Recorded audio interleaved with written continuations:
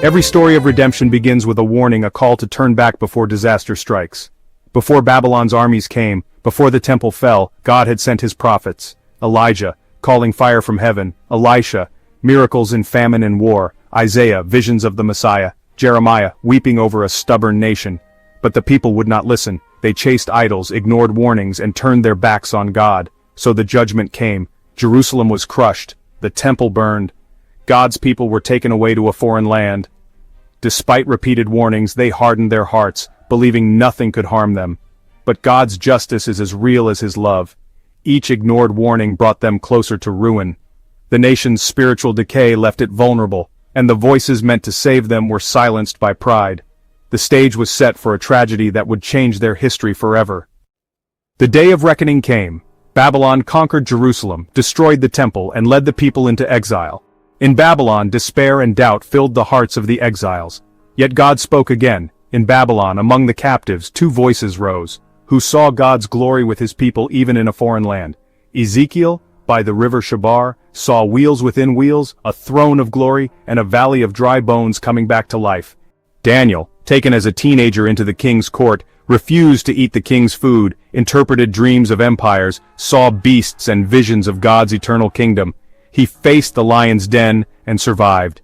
His friends faced the fiery furnace and walked with one like the Son of God. He promised a future and a hope, even in the darkest times. God was working a purpose they could not yet see. For 70 years God's people lived in exile, but the promise remained. History turned unexpectedly. The Babylonian Empire fell to the Medes and Persians. A new king sat on the throne, Cyrus of Persia. He was not an Israelite. He didn't worship the God of Israel.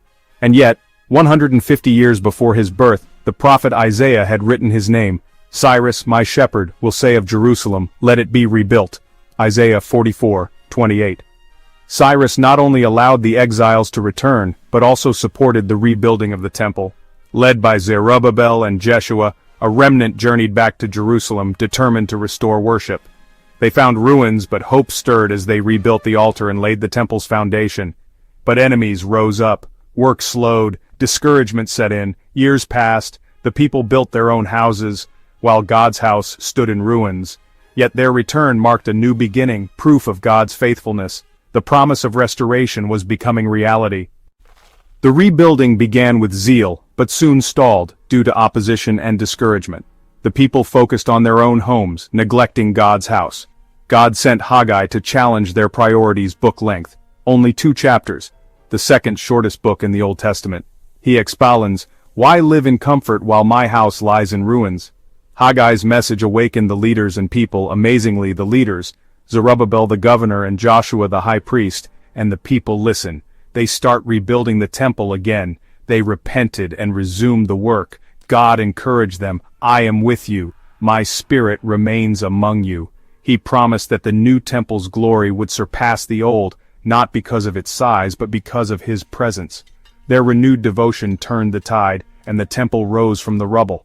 God sought not a grand building, but hearts that put him first. Alongside Haggai, Zechariah spoke visions of hope and a glorious future.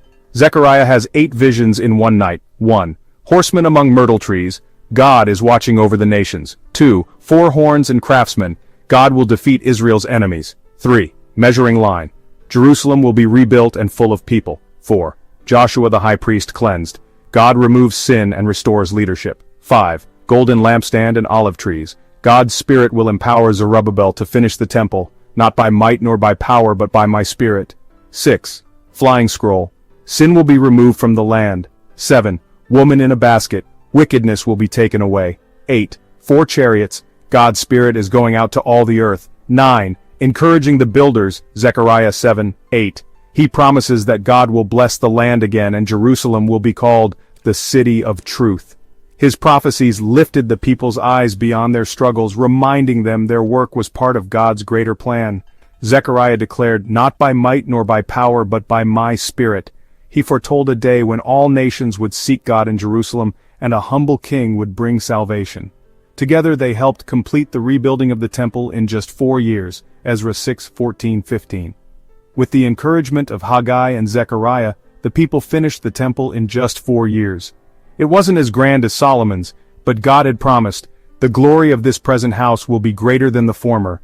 And in that rebuilt temple, centuries later, the promised Messiah would walk. These promises gave meaning to their efforts. God's voice was constant. Even in ruin, God rebuilds and restores, weaving hope through every generation. The story is clear. God never stops speaking, and his plans always lead to redemption. From Elijah to Haggai, from exile to restoration, God's message has never changed. Even when the world falls apart, even in a land of idols and fire, even in ruins, God still speaks. God still rebuilds, and his glory will fill the house again. Like, share and subscribe to Life's Password, unlocking ancient faith for today. In the name of Jesus, amen. God bless you all.